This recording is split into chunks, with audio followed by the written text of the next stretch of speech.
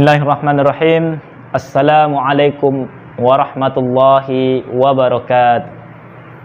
Sahabat ITTP yang dimuliakan Allah Subhanahu wa taala, bersyukur kita kehadirat Allah Subhanahu wa taala dengan mengucapkan alhamdulillahirabbil alamin atas segala limpahan nikmat dan rahmatnya.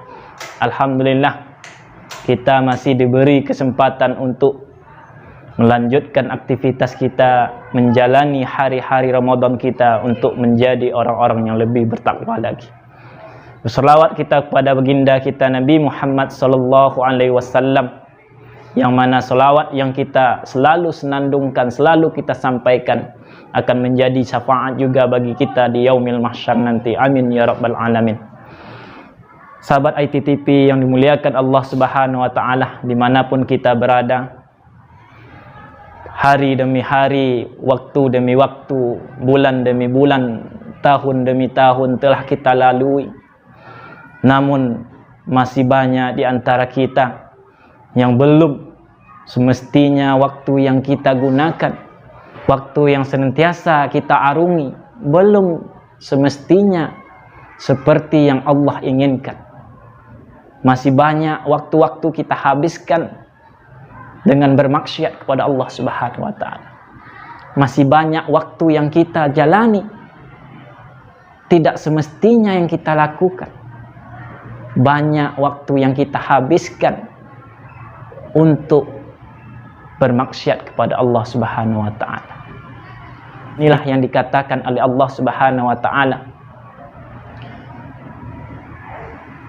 wal asr, demi masa, innal insana lafi khusr, sesungguhnya manusia itu dalam keadaan kerugian.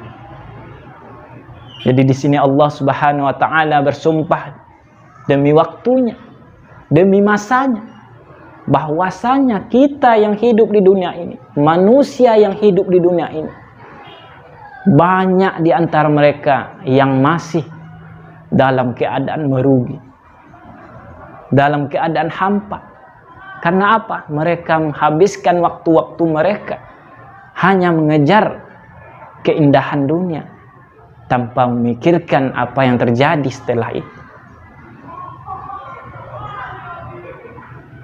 Jadi siapa yang di antara kita yang selamat dari sumpahnya Allah di antara waktunya? Sumpahnya Allah demi waktunya, yaitu Allah katakan illalladzina amanu, yaitu kecuali orang-orang yang beriman. Jadi ketika kita mendapatkan hidayah dari Allah Subhanahu wa taala, kita akan mendapatkan level yang pertama, yaitu orang yang beriman. Ketika kita diberi iman oleh Allah Subhanahu wa taala, maka kita akan terbebas dari yang namanya melalaikan waktu kita, melalaikan hari-hari kita. Kita akan senantiasa untuk beribadah dan untuk meningkatkan ketakwaan kita kepada Allah Subhanahu wa taala.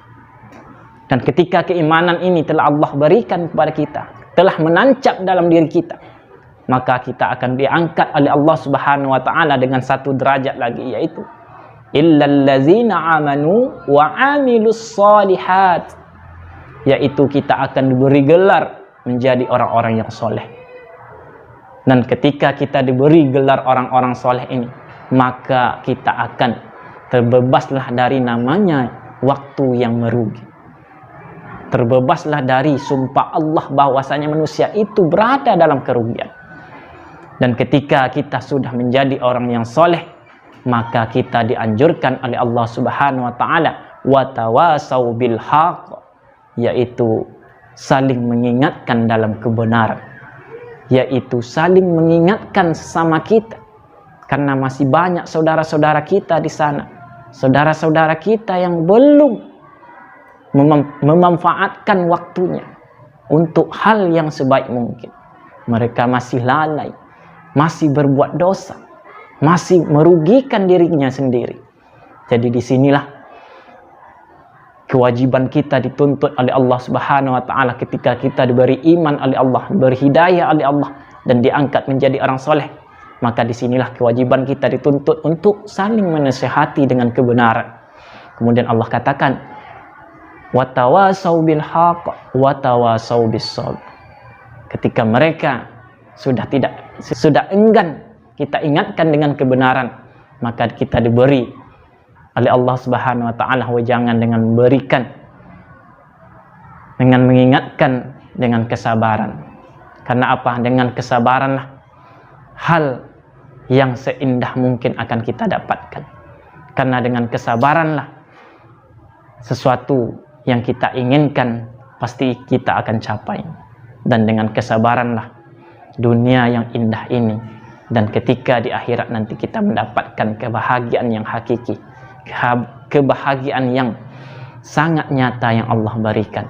Karena Allah katakan bahwasanya kehidupan kita ini tidak lain antara azan dan iqamah.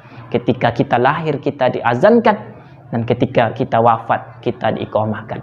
Oleh karena itu, di saat kesempatan yang Allah masih berikan kepada kita, jangan kita sia-siakan. Karena di bulan Ramadan ini Allah berikan 10 derajat dari kebaikan yang kita lakukan. Allah berikan 10 kali lipat pahala dari kebaikan-kebaikan yang kita lakukan. Mungkin inilah Ramadan terakhir kita nantinya. Kita tidak tahu kapan kita dijemput oleh Allah Subhanahu wa taala. Jadi jangan kita sia-siakan waktu yang sebentar ini. Mungkin sampai di sinilah kajian singkat kita pada sore hari ini. Sahabat ITTP dimuliakan Allah Subhanahu wa taala. Marilah sama-sama kita untuk memperbaiki diri kita, untuk selalu menghitung-hitung keadaan diri kita, apakah kita layak untuk mendapatkan surga Allah Subhanahu wa taala atau belum. Kalau belum, mari sama-sama kita menjadikan diri kita untuk bertakwa kepada Allah Subhanahu wa taala. Subhanakallahumma wa bihamdika asyhadu an la ilaha illa anta astaghfiruka wa atubu ilaik. Assalamualaikum warahmatullahi wabarakatuh.